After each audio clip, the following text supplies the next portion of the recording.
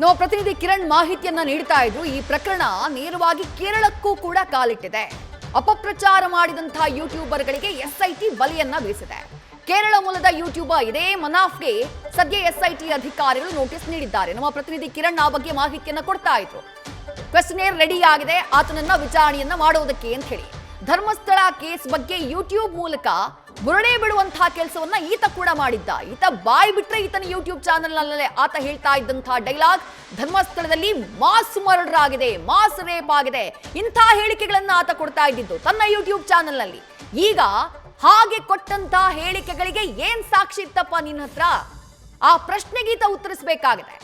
ಆರಂಭದಿಂದಾನು ಈ case recent ಆಗಿ ಯಾವಾಗ ದೊಡ್ಡ ಮಟ್ಟದಲ್ಲಿ ಸದ್ದಾಯ್ತೋ ಆಗಿನಿಂದಾನು ಕೇರಳದ ಯೂಟ್ಯೂಬರ್ ಆಗಿರುವಂತಹ ಈ ಮನಾಫ್ ಈ ಬಗ್ಗೆ ವಿಡಿಯೋಗಳನ್ನ ಮಾಡಿದ್ದಾನೆ. ಕೇರಳದ ನ್ಯೂಸ್ ಚಾನೆಲ್ಗಳಲ್ಲಿ ಡಿಸ್ಕಷನ್ಗೆ ಕೂತಿದ್ದಾನೆ. ಧರ್ಮಸ್ಥಳ ವಿಚಾರವಾಗಿ ಇವರೇ ಒಂದು ಕ್ರಿಯಾ ಸಮಿತಿ ಅಂತ ಮಾಡ್ಕೊಂಡಿದ್ದಾರೆ, ಕೇರಳ ಆಕ್ಷನ್ ಕಮಿಟಿ ಅಂತ ಮಾಡ್ಕೊಂಡಿದ್ದಾರೆ ಕೇರಳದಲ್ಲಿ. ಅದಕ್ಕಿಂತ ಅಧ್ಯಕ್ಷ ಕೂಡ ಹೌದು.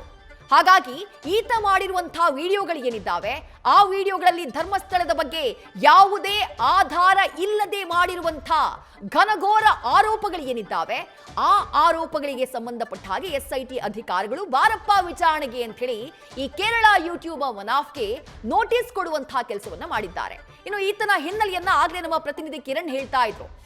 ಶಿರೂರಿನಲ್ಲಿ ಗುಡ್ಡ ಕುಸಿತ ಆಯ್ತಲ್ಲ ಕಳೆದ ವರ್ಷ, ಆ ಸಂದರ್ಭದಲ್ಲಿ ಒಂದು ಲಾರಿ ದುರಂತಕ್ಕೆ ನೀಡಾಯಿತು. ಆ ಲಾರಿಯ ಮಾಲೀಕ ಈ ಮನಾಫ್ ಕೇರಳದಲ್ಲಿ ಯೂಟ್ಯೂಬರ್ ಆಗಿ ಸಾಕಷ್ಟು ಸದ್ದು ಮಾಡ್ತಾ ಇರುವಂತಹ ವ್ಯಕ್ತಿ. ಜಯಂತ್ ಮೂಲಕ ಬುರುಡೆ ಕಥೆಯನ್ನ ಈತ ಕೇರಳಕ್ಕೆ ಹಬ್ಬಿಸಿದ್ದ ಅನ್ನುವಂಥ ಮಾಹಿತಿ ಇದೆ. ಸಮೀರ್ ಮಾಡಿದ್ದಂತಹ ಈ ವಿಡಿಯೋಗಳನ್ನ ಮಲಯಾಳಂಗೆ ಟ್ರಾನ್ಸ್ಲೇಟ್ ಮಾಡಿ ಅಲ್ಲಿ ಈ ವಿಡಿಯೋಗಳನ್ನ ಈತ ಅಪ್ಲೋಡ್ ಮಾಡಿದ್ದ ಅನ್ನುವಂಥ ಆರೋಪ ಇದೆ. ಈತನ ಯೂಟ್ಯೂಬ್ ಚಾನಲ್ ನೋಡಿದ್ರೇನೆ ಗೊತ್ತಾಗುತ್ತೆ ಯಾವ ರೀತಿ ಈತ ಮಾತನಾಡಿದ್ದಾನೆ, ನ್ಯೂಸ್ ಚಾನೆಲ್ಗಳಲ್ಲಿ ಡಿಸ್ಕಷನ್ ಅಲ್ಲಿ ಕೂತಂತಹ ಟೈಮ್ನಲ್ಲಿ ಏನೇನೆಲ್ಲ ಹೇಳಿದ್ದಾನೆ ಅನ್ನೋದಕ್ಕೆ ಸಾಕ್ಷಿಗಳಿದ್ದಾವೆ. ಹಾಗಾಗಿ ಆ ಕಾರಣಕ್ಕಾಗಿನೇ ಸದ್ಯ ಎಸ್ಐಟಿ ಅಧಿಕಾರಿಗಳು ಈತನಿಗೆ ನೋಟಿಸ್ ನೀಡಿದ್ದಾರೆ. ಇವತ್ತು ಹಾಜರಾಗಬೇಕಾಗಿತ್ತು, ಆದ್ರೆ ಸಮಯ ಕೇಳಿದ್ದಾನೆ ಅನ್ನುವಂಥ ಮಾಹಿತಿ ಇದೆ.